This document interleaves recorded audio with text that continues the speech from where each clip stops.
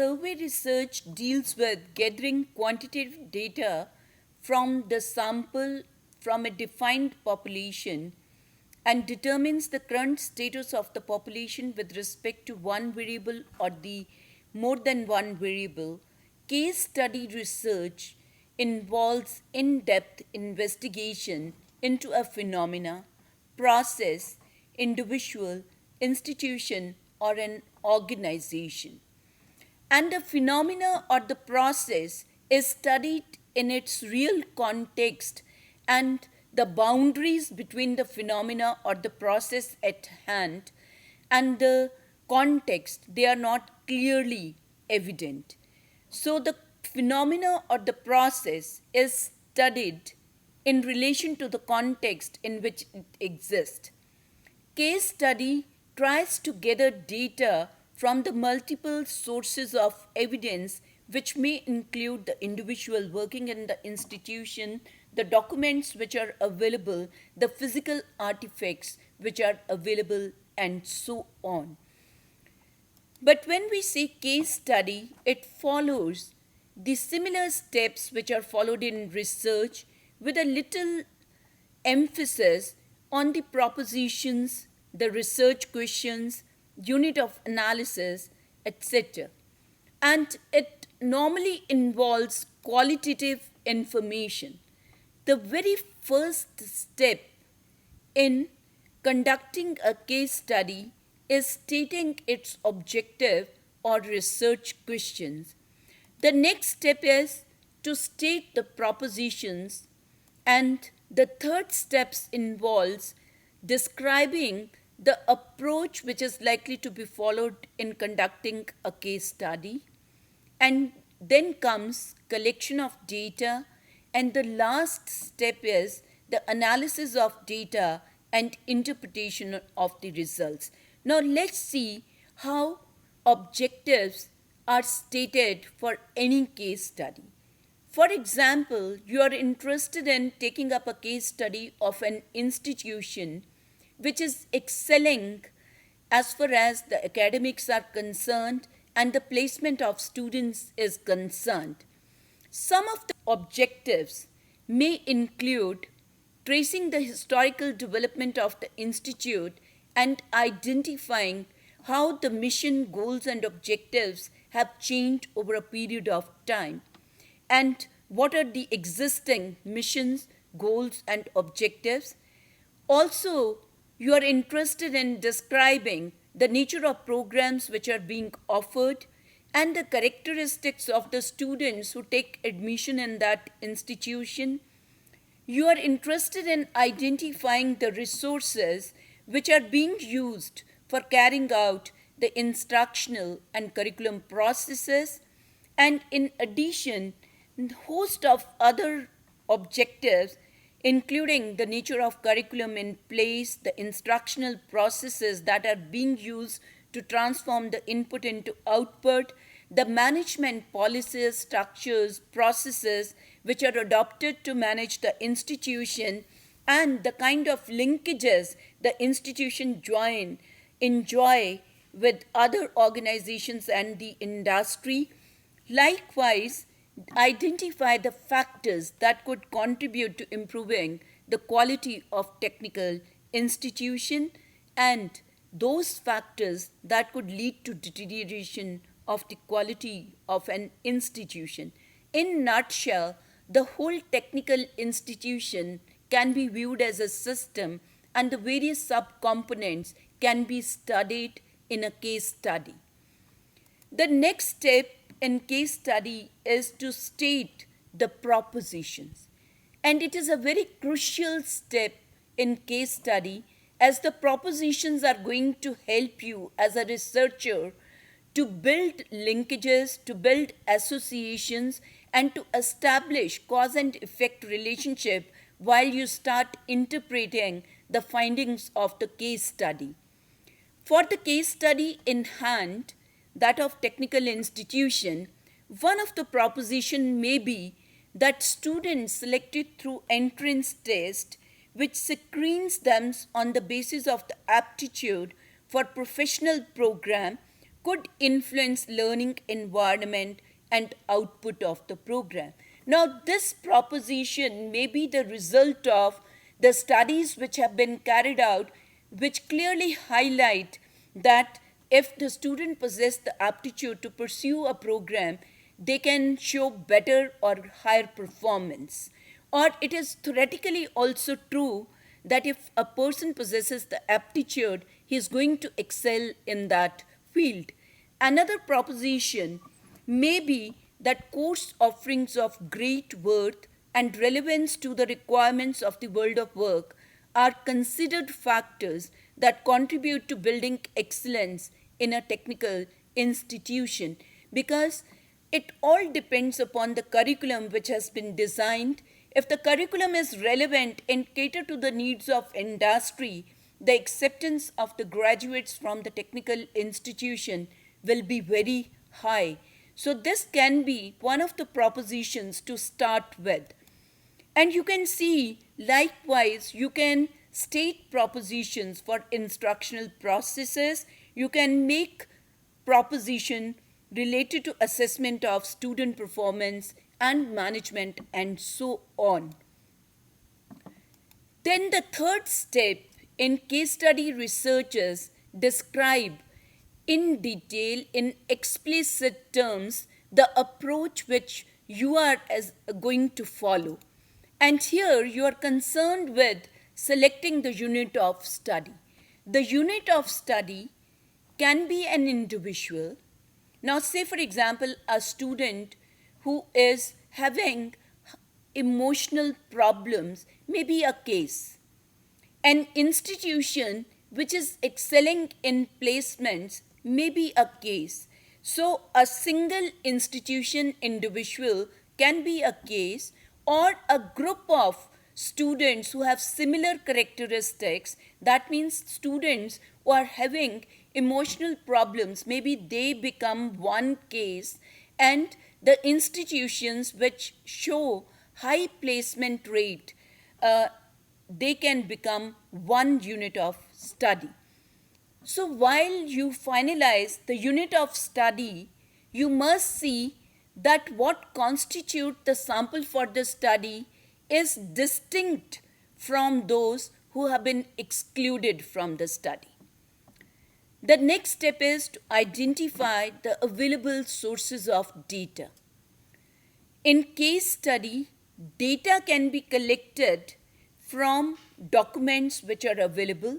Say for example, I am interested in instructional processes, then documents can be the lesson plans which teachers have developed, the kind of media they have used, the assignments they have provided, the questions which they have provided to the students for formative evaluation, and if the question papers are available, the kind of summative evaluation. So the documents related to that area is one source of evidence. Another could be the archival records, the service records, the board minutes, etc., which are available in the institution, the memorandum of understanding signed with industry. They may become archival records, or the service record of the teacher which provides you data how the professional development has been taking place in the institution and what programs the person has undergone. That may become a part of archival record. Interviews are the major source of evidence in case of case studies, and interviews are done with the various units of study. So if you are selecting one technical institution, the administrator, the teacher, the students, the staff working in that organization, they need to be interviewed with respect to the objectives of the study and the research questions which you have stated for your case study. The observations need to be made if you really want to go for verifying what the people have said. Some of the processes which are ongoing, they need to be observed. And for that matter, you would require observation schedules and physical artifacts. the machinery, equipment, tools which are available, the kind of furniture that is available, all these are nothing but physical artifacts which can provide you lot of information with respect to the questions which you have stated. Next step is to select and develop measuring instruments. As I said, interviews are the primary source of evidence. So, interview schedules, either structured, semi structured, or you have only want to take the field notes, so you have the questions in mind. So, you can develop either structured, semi structured, or unstructured interview schedule which can be used for gathering the data. You would also require observation schedules where ongoing processes need to be observed, and some of the quantitative data, if you want to gather, then questionnaires can be used in case study. So decide data collection procedure. This is the next activity when you are explaining the design approach. So how are you going to collect data from various sources of evidence that need to be explicitly described? The next step in case study is to collect data. So collect data from various sources of evidence, and before a researcher goes for collection of data, it is very important that it is ensured that the people or the team which is involved in the case study, they have the right kind of questioning skills, because they need to interview the people. They need to possess listening skills and adaptiveness and flexibility skills. Now, it is very important how to frame a question, how to pose a question, and how to respond to the questions. Because once you get the reply from the respondent, the person whom you are interviewing, what next question you would frame or ask. That is very, very important, and the continuity should not be lost. Probing questions need to be asked, and that's why it is said while you prepare the tools for data collection, those tools should contain all the questions which you are going to pose, because interviews, when you're going for semi-structured, only gives the broad area. The framing of question would be done by the researcher himself.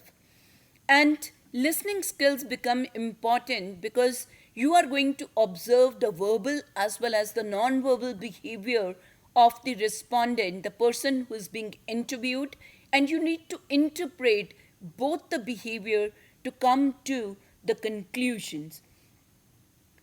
Then next is that the team must have thorough understanding of the issue which is at hand. So they should be very clear of the objectives, the propositions which they have stated for the study, and then it becomes essential if there is need to train the people who are going to be in the interview, then who are going to make observation, then it is essential that training is provided to them how to interview, how to make observations, and how to build associations, and then also how to build causal relationship between different things. Then it is very essential that whatever material would be required during the collection of data, that is, as number of the interview schedule, observation schedules, you need adequate number of them if you're going to interview people or make observation of the ongoing processes. And it is also essential that you also carry along with you the recording facility if you have taken the permission to record the interview of the interviewees. And permission need to be sought from the competent authority. That means if you're going to visit a technical institution, maybe the director or the principal of the institution should provide you the permission that you can interview people, make observations. Otherwise, the interviewees will not be able to entertain you. While you collect data, you need to follow the principles of interviewing, principles of listening, principle of confidentiality, and you should respect the respondent or the interviewees who are going to be interviewed. Next step in case study is to analyze the data, which is a very, very difficult proposition. Because here, once you have collected data, it is enormous amount of data which is available to the researcher. So researcher needs to first prepare memos, and then he needs to codify those memos so that he can segregate the memos which pertain to a particular one aspect. Say, whatever has been said regarding the instructional processes, that becomes one bunch of information. And anything which has been said about the industry, that becomes another bunch of information. And then, keeping in view the propositions which have been stated at the second step, those propositions need to be taken into consideration while building relationship among different types of information which has been gathered and establishing cause and effect relationships between the information which has been gathered, because it is primarily the qualitative information which is gathered in a case study. Dao Yin has given 6 different structures of preparing the report of a case study. Normally, the cases are described in detail, and a linear structure is normally followed by the researcher in describing the case study. But you can follow other structures depending upon your objectives and research questions.